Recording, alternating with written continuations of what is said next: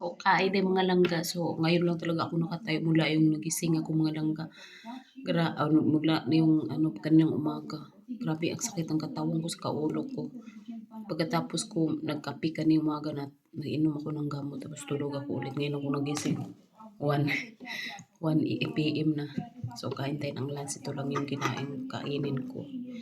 Pritong isda tapos mayroong sabaw. Sorba. Tapos ito sausawa natin. Toyo sa kasuka. Kung so, kain tayo. Kain muna tayo.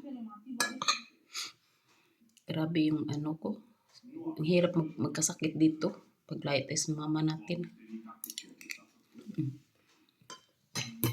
Ito may tira pa kay Denise.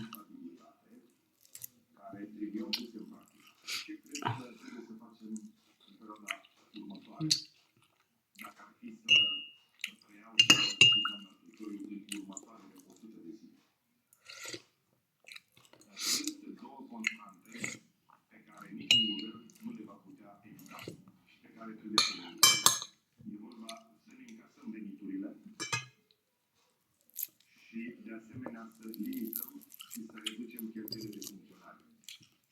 Doar în felul acesta vom avea niște bugeturi echilibrate, degeaba am mărit taxele, banii nu sunt